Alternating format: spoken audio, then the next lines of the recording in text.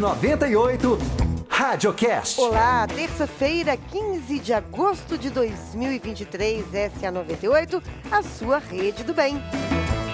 E pra você...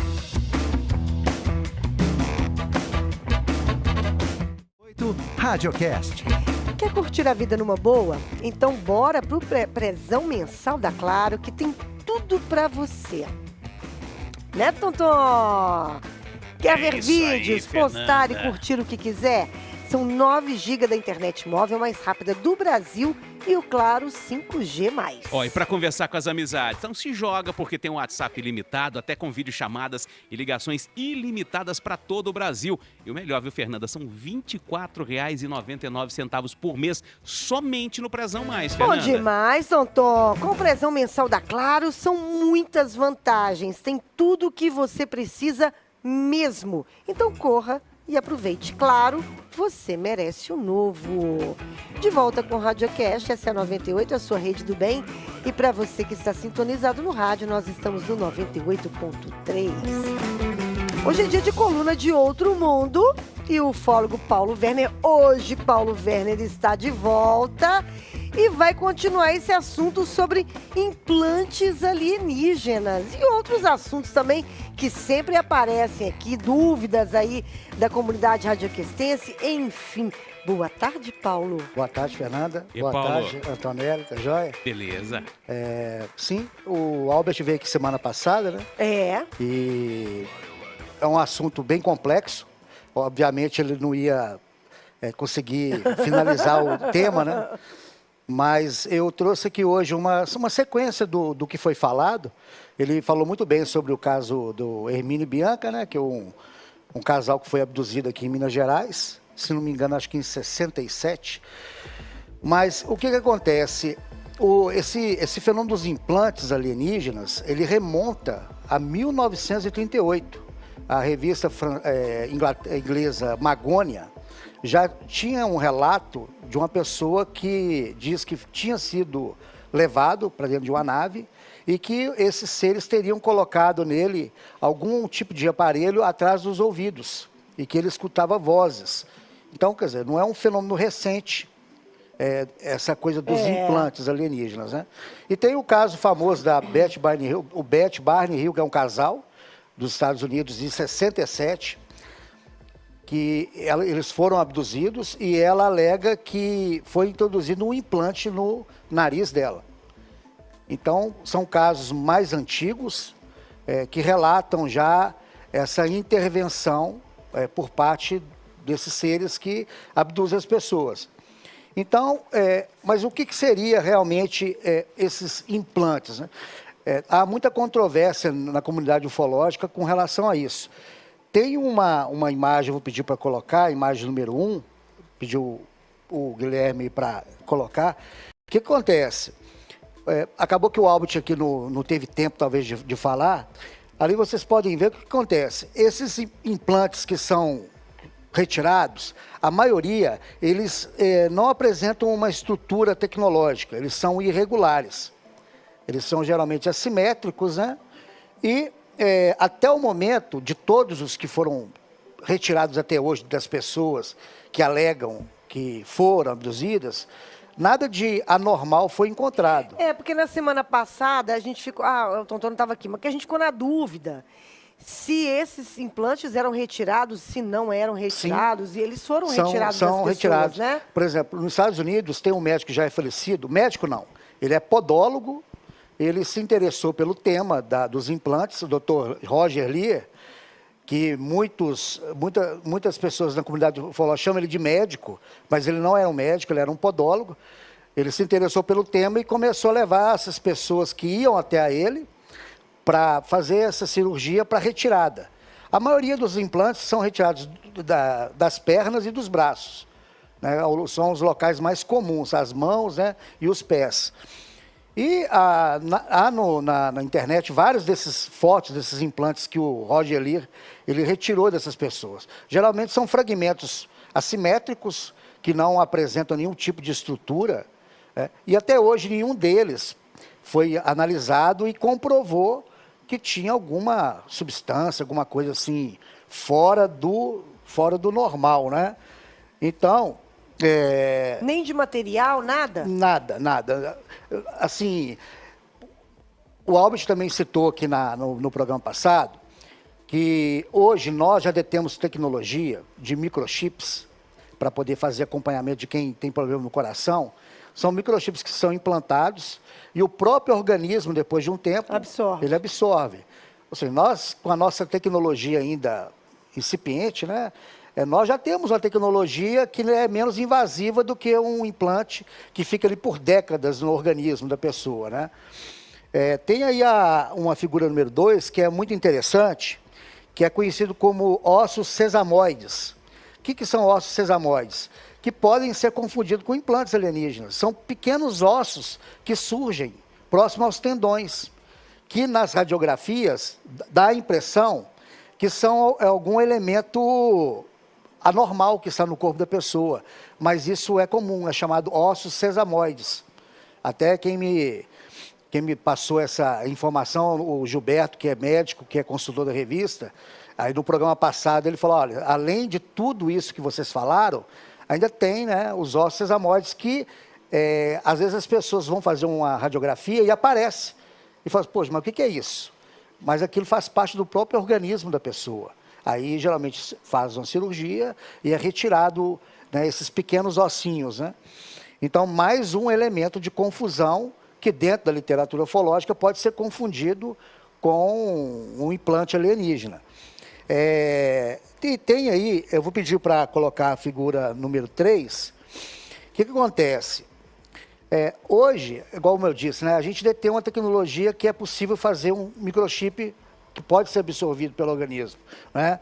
Não há necessidade de que um implante fosse colocado na pessoa, igual, por exemplo, tem casos aí na literatura ufológica de pessoas com implantes que elas alegam que estão com aquilo ali há mais de 20 anos. Que loucura isso. Mais de 20 anos, né? E alguns morreram com esses implantes e não foi feito nenhum tipo de análise. Mais para frente eu vou citar aqui o Irangê Holanda, o capitão que foi o comandante da Operação Prato, né? Então, o que acontece? Na semana passada, o Albert estava lembrando de um caso, como é que chama o... O casal? Não, como é que chama o ET? Argan, não, como é que chama o... Hã? Que conversava com... Carran. Carran. O Carran. Que conversava com a Bianca. Com a Bianca, né? Existem outros relatos de outros seres conversando Sim, com as pessoas? O caso da Bate Bernier, que é um casal que foi abduzido nos Estados Unidos em 67, ela alega que ela teve um implante e que ela também escutava vozes desses seres, né? Esse caso que eu citei agora, que foi publicado na revista inglesa Magonia, de 1938, que ele alega que também foi implantado atrás dos ouvidos um aparelho e que ele também escutava algum tipo de voz. Ou seja, então não é recente isso. Né? Aí, obviamente, a gente entra num campo na ufologia, que é um dos campos mais pantanosos, que é o implante alienígena. Por quê? A gente sabe que nós também fazemos isso em uma escala menor com os animais. Quando a gente quer monitorar os animais, o que nós fazemos? Nós microchipamos esses animais. A gente coloca coleiras de radiofrequência para detectar. O que aconteceu, por exemplo, no Pará, na década de 70, em que várias pessoas foram atacadas, né? Provavelmente muitas dessas pessoas provavelmente tiveram implantes, que talvez a gente nunca vai saber, porque foi numa época que praticamente a maioria das testemunhas já morreram, né? Pouquíssimas estão vivas. Inclusive nós vamos voltar agora em setembro e nós vamos entrevistar 2 pessoas que nós localizamos lá, que é dessa época, que estão vivas e que vai nos dar entrevista. Inclusive, Paulo, essa semana, não sei se você viu, ontem, na verdade, saiu uma matéria lá no jornal O Globo, eles falando sobre os rankings dos estados onde mais há fenômenos, né, de OVNIs. E aí brincando, né, que Minas Gerais, apesar de ter Varginha, apesar de ter São Tomé das Letras, não é o estado que mais se tem. Perdeu o posto, né? E o estado, aí eles citam que o estado que mais tem avistamento, vamos falar assim, é o Pará. Muito por causa da. E é o mais importante é a Operação Pratos. E fala que foi a única. Na matéria fala que foi, de fato, o único evento investigado pela Força Aérea. pela né? Força Aérea, pelo Pelo governo, né? pelo governo brasileiro. Mas então, eu vi isso sim, eu recebi essa informação, porém, a gente tem que entender o seguinte, esses dados são relativos aos dados oficiais. Por exemplo, é o que a Força Aérea Brasileira registrou nos seus arquivos durante esse período. Né? Então, assim, ali não são os registros dos ufólogos, não é o registro normal. Ali somente o que foi registrado de forma oficial. Então, por exemplo, nessa classificação deles, tem locais lá que praticamente não tem nenhuma aparição, nenhuma. Então, totalmente fora de contexto. Na realidade, Minas Gerais sempre, desde o começo da década de 50 até hoje, sempre foi o estado com o maior número de observações. Então, houve esse pico, né, na década de 70, em Colares, ali no Pará, né, no norte do Brasil, que depois veio descendo ali até o Nordeste e também chegou aqui no Sudeste. Mas Minas Gerais sempre foi o estado com o maior número de observações e isso não mudou. É porque esse dado aí, ele é só baseado nos dados oficiais que foram registrados pela Força Aérea. Basicamente isso. Então, seria um dado oficial, mas que não condiz com a verdade, com o volume dos estudos feitos pelos ufólogos. Né? Mas, realmente, é porque a região norte é uma região muito extensa, ali a densidade populacional é muito pequena em algumas áreas, né? Por exemplo, na época da Operação Prato, menos ainda. Então, acontecia muita coisa que talvez nunca foi relatado. E a Amazônia, a gente sabe, né? É uma área de interesse tanto de países vizinhos como até de quem está de fora, né? Mas eu queria mostrar aí a figura número 4, que é o capitão Ioranger Holanda, que foi o capitão que comandou a Operação Prato. Olha que interessante. Antes dele morrer em 97, que ele suicidou, né? Ele deu uma entrevista relatando todas as experiências que ele teve. E nessa entrevista, pela primeira vez, ele mostrou um implante no braço dele. Ali na foto, né? Quem estiver só no rádio, depois pode ver pelo YouTube. Ele mostra no braço direito dele um implante de mais ou menos 1 centímetro.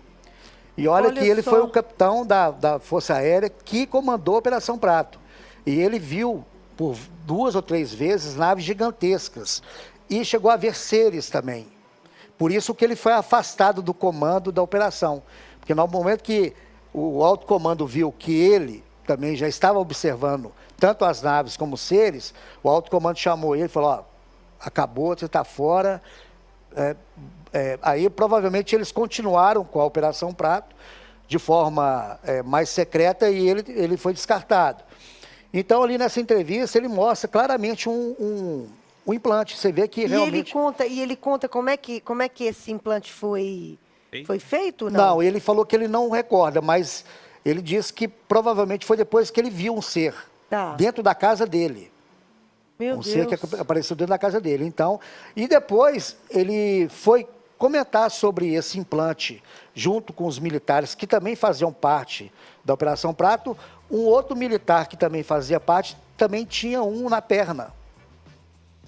Então, a coisa, aí assim, aí já pula daquela coisa simplesmente, somente da suposição, de uma coisa oficial, porque eram os militares que estavam ali frente ao registro dos fatos, né? Inclusive, até na edição nova agora, a gente fala bastante sobre os avistamentos do Ioranger, que são impressionantes. Ele viu uma nave de mais de 100 metros de diâmetro, lá em Ananindeua, perto da ilha Submarino. Que nós fomos até lá nessa viagem, né? Então, assim, esse implante... Mas o interessante do Ioranger, que a gente conversa entre nós, do grupo, né, da revista, que foi uma lástima, porque ele suicidou, ele tinha esse implante, a família Mas poderia... esse suicídio teve a ver com isso, será? Foram O muitos que anos aconteceu? depois, não? Ele deu uma entrevista para o Gevaer, que era o editor da revista UFO, e para o Marco Antônio Petit. Logo após essa entrevista, que foi assim histórica, né? Isso foi quando? Isso foi em 96. Tá. E ele morreu em 97. 20 anos depois, É, né? 20, Dos acontecidos, né? Não, 30 anos 30 depois. anos depois. Mais de 30 anos, né? Que foi 31 anos, né? Isso mesmo. Eu sou ruim de conta, hein? Olha aí. Foi em 77? É, Não, 77. então foram 19 anos depois. 19 anos depois? É, foi em então é isso mesmo. 97. Então, ele... Nessa entrevista, além dele falar tudo o que aconteceu na Operação Prato, aí depois o que ele falou veio ser comprovado com a documentação oficial que foi liberada, né, no Arquivo Nacional, aí ele mostra esse implante. O que a gente lamenta é que a família poderia ter perdido, né? Aí eu conversei com o Gilberto, falei, Gilberto, é possível, depois que a pessoa morre, de falar, pedir, olha, eu gostaria que tirasse o... Meu pai tem um fragmento no braço, a gente gostaria que... Ele falou, não, é possível, basta pedir, né? Porque seria muito interessante ter analisado esse material do Irangê. Por quê? Porque ele não é simplesmente uma pessoa comum. É. Ele foi o capitão que comandou a maior operação feita no mundo sobre os fenômenos dos discos voadores. Vou falar de discos voadores para generalizar a coisa. Porque há o consenso que o que aconteceu lá não foi fenômeno atmosférico, não foi aeronaves militares de outros países, nada. Ali realmente foi alguma coisa contundente e que levou pânico à população. Então, agora passou já muito tempo, 27 anos praticamente, né, da morte dele. Então agora não tem como fazer mais nada. Mas podia ter feito uma análise desse material. E lá no Pará também, dentro dessa coisa desses implantes, tem aí uma foto que eu vou pedir para mostrar, da Aurora Fernandes, no foto número 5. O que acontece, Fernanda? Eu vou pegar só para ilustrar ela, mas isso aí serve para todo o Brasil. A Aurora, nós entrevistamos ela agora nessa expedição. Né? Ela está com 64 anos, à época ela tinha 18 anos. Ela foi atacada pela luz vampira no seio esquerdo. Ali você vê a marca, tá vendo? Que a luz vampira deixava. Ela jogava um facho de luz e ela sentia como se fosse agulhas. E ela desmaiou depois que essa luz bateu no seio dela e, segundo ela, parece que suga o sangue. Teve casos lá no Pará... E ela está com marca, né? E essa marca tem até hoje. Bem discreta, sim, mas ainda tem a marca, né? E ela alega que depois que ela foi atacada por essa luz, ela passou muito mal, ela ficou muito tempo debilitada. E assim como ela, lá no Pará, nesse período, foram dezenas e dezenas de pessoas que passaram pelo mesmo processo de ser atacado por essa luz. Ela surgia e acertava geralmente as mulheres próximo do seio e eles sentiam, parecia que o sangue era sugado do corpo. Por isso que falava luz vampira ou chupa-chupa. Teve um caso de uma menina de 13 anos que ela teve 1,5 litro de sangue retirado do corpo. Tudo isso está registrado nos jornais da época. Uhum. A Keline Borges, né, ela fez, para essa edição especial, ela fez um apanhado de todos os jornais que publicaram as matérias, desde o começo dos fenômenos, né, da Operação Prata até o final, que está na edição especial, e lá mostra esse caso, sim, dessa menina de 13 anos, sabe? Para você ver. Aí você para e pensa, se a gente for analisar no contexto de pesquisa, o que esses seres estavam fazendo ali, coletando, sugando, tirando o sangue das pessoas, provavelmente coletando amostras biológicas, né, para estudo. A mesma forma que nós fazemos com os animais, né, o mesmo paralelo, eu não vejo nenhuma diferenciação nisso, não. Então, esse caso da Aurora, a gente entrevistou ela agora, né? Ela está bem, de saúde, uma pessoa normal, mas ela viu o objeto que atingiu, um objeto luminoso, amarelado. Né? E interessante que nessa região lá no Pará, onde as pessoas eram atacadas, era em qualquer lugar. As pessoas podiam estar na rua, dentro de casa. Não tinha, assim, um local Estava escuro Não, ou numa estrada era qualquer deserta, local, né? pessoas de bicicleta eram atacadas.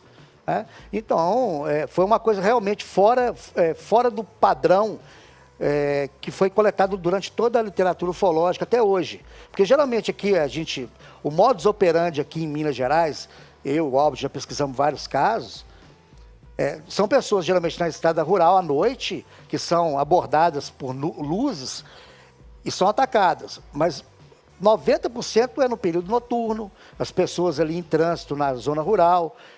Agora, lá no Pará foi totalmente atípico, era em qualquer situação, até mesmo de dia. Então, vários casos assim. Né? Daqui a pouquinho a gente está de volta, nós vamos continuar essa história aqui do mundo, dessa coluna De outro mundo.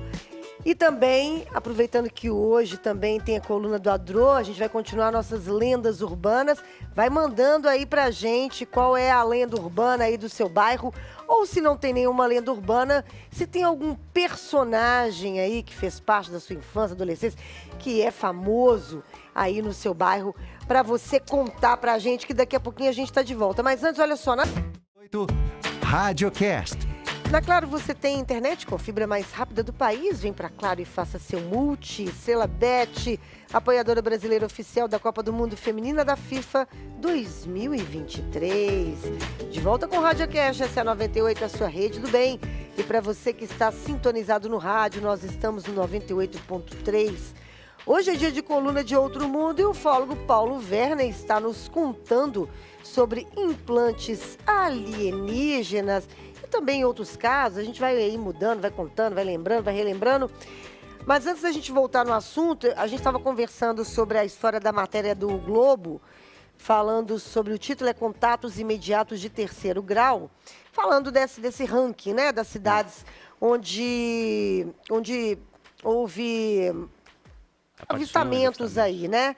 E aí tá dizendo que o Pará, por conta da Operação Prato de 1977, está liderando. Mas uma coisa que eu achei interessante, entre 1952 e 2019, que foi o último ano com registros enviados pela aeronáutica, tá, gente? Isso aqui são registros da aeronáutica.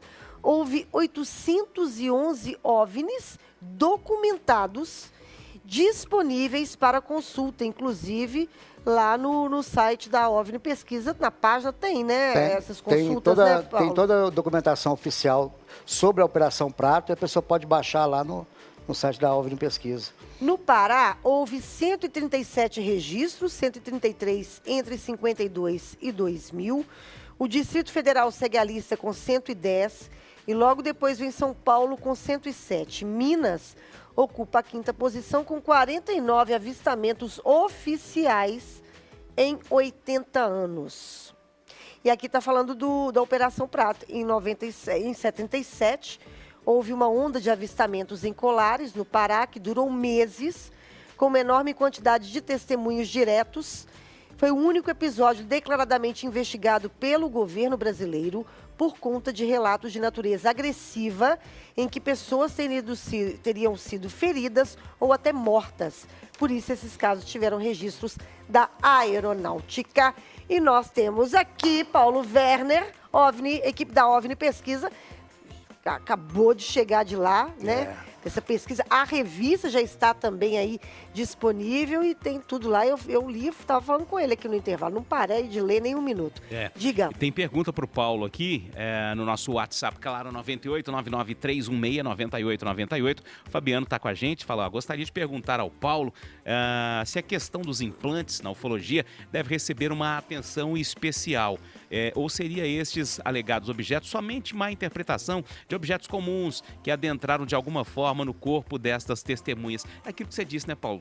Tem coisa que é do corpo mesmo, esses ossinhos ali que você disse? Tem que tentar saber isolar o que é alguma coisa natural do que é uma coisa anormal que está no corpo. Acho que o importante, assim, até hoje, dos casos que eu pesquisei de abdução, eu não consegui...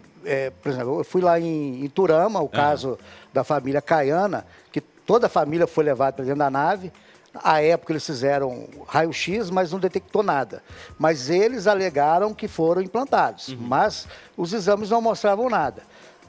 Obviamente, a ufologia, quando chega perto de algum caso em que há esses implantes, a nossa intenção é de fazer uma análise, né, melhor sobre isso. Mas até hoje, nada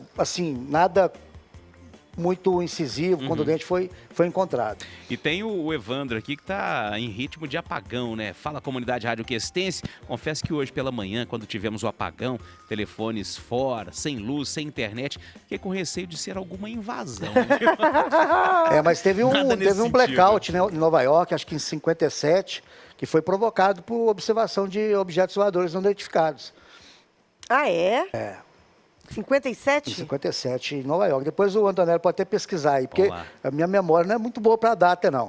Mas já aconteceu. Em Cláudio, houve um blackout em Cláudio, né, em 2008, do caso que eu trouxe aqui, dos soldados que fotografaram, provocaram um blackout também em Cláudio. Então, é normal essa interferência eletromagnética dos OVNIs em rede elétrica, né? Isso é Quem normal. sabe? Quem sabe? Mas Tem a mais gente alguma acha que pergunta não. aí, Antonello? Por enquanto, essas aqui. A gente vai apurando mais Vai, aqui, Paulo. Vamos trazendo apura esse mais. caso aí de Nova York, Tonton. 57, Paulo? Eu acho que é. Se Vou minha pesquisar memória- aqui. Mas, enquanto eu... Tem mais alguma pergunta aí, Antonello? Não, por enquanto não. Então beleza.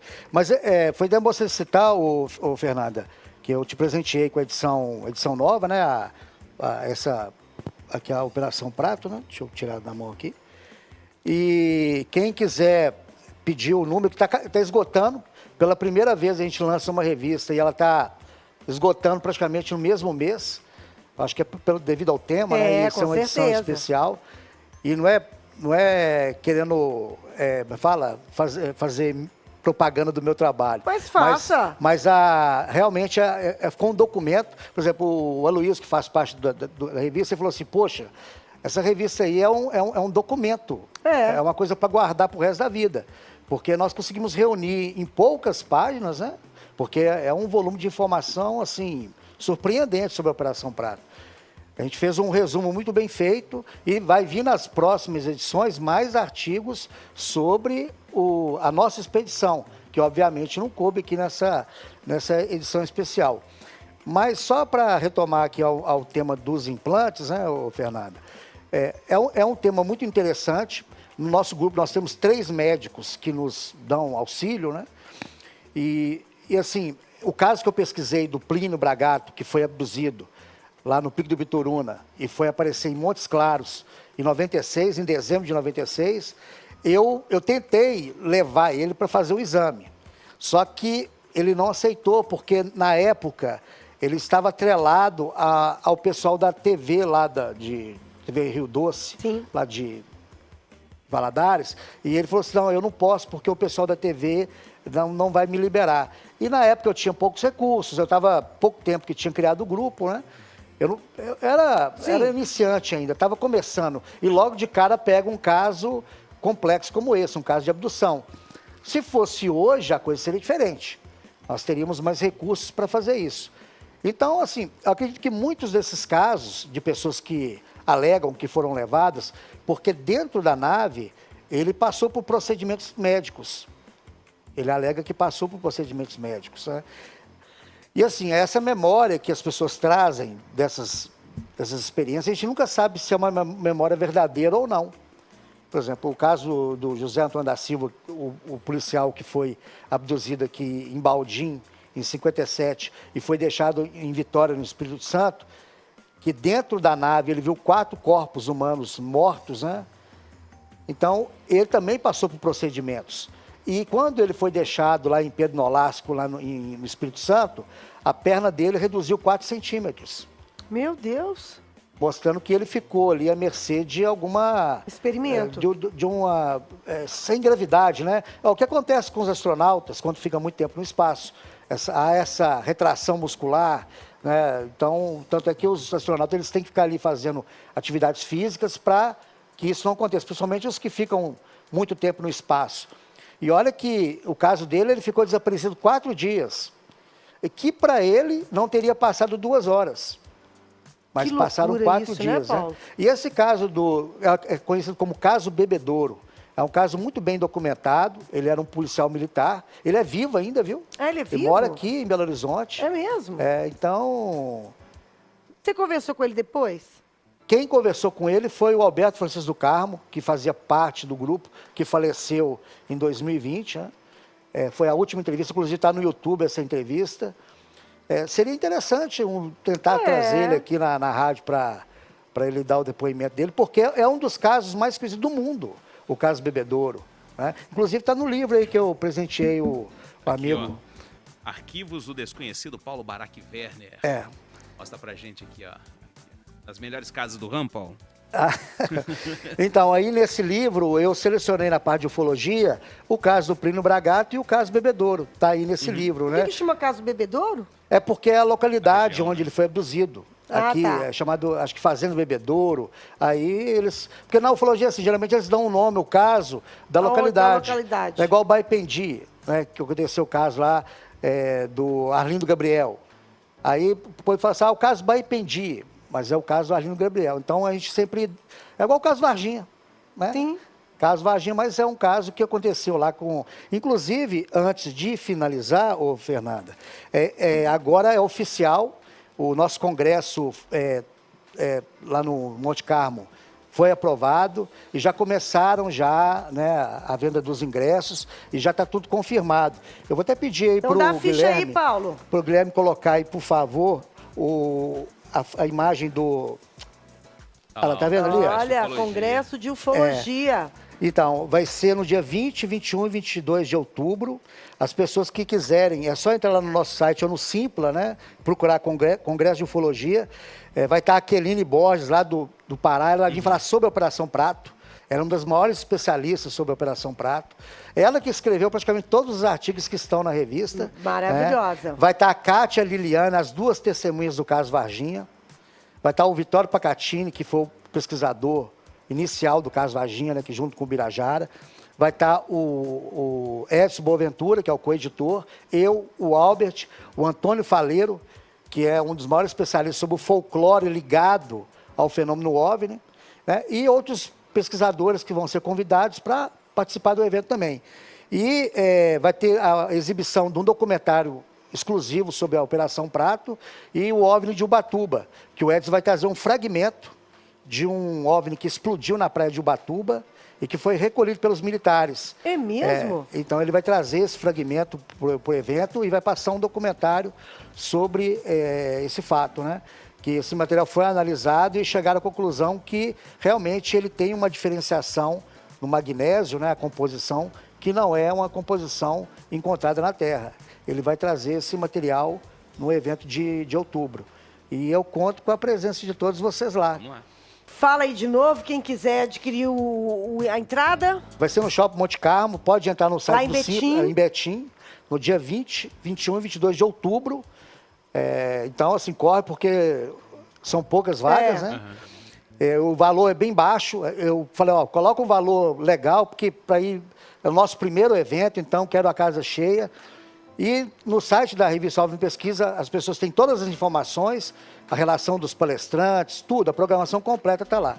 Tá certo. Aqui o caso lá de Nova York, Paulo. Achou aí? 9 de novembro de 1965, algo inusitado e espantoso ocorreu, um blackout numa gigantesca região que compreendeu ali o nordeste dos Estados Unidos e o sudeste do Canadá. Esse blackout durou exatamente 12 horas, causou pânico na população e preocupação nas autoridades, tanto as norte-americanas quanto as canadenses. As autoridades dos dois países afirmaram que a causa desse incidente foi tão somente um pico no consumo de eletricidade, graças ao frio excessivo de inverno, fazendo com que a população dessas regiões criasse um pico de consumo. Essa foi a alegação oficial da história. Entretanto, nesse mesmo dia, diversos avistamentos de OVNIs ocorreram na mesma área do blackout. Uma delas aconteceu por volta de 4h30 da tarde sobre Chilhowee e outra às 5h22 da tarde entre o aeroporto de Syracuse e Rochester, em Nova York. Esses OVNIs foram descritos como objetos rápidos e brilhantes. 9 de novembro de 65. É isso. Tá vendo? Ô, Fernando, antes de terminar aqui, eu só mandar um abraço para Claro. Paula Carvalho, para o Júlio, o Uber que me trouxe aqui, falou que escuta toda terça-feira. Bom. E o Arley, que é um amigo meu, que te acompanha há muito tempo. Ele, toda terça-feira ele vê o programa. Ah, um beijo pra ele. Ele fica assim, pede pra Fernanda mandar um abraço pra mim lá. Manda um É abraço seu e um fã. beijo. Então, só isso e até terça-feira que vem. Até terça-feira que Valeu, vem, meu Paulo. querido. Obrigado pelo livro, viu? Valeu. Beijo. Obrigado.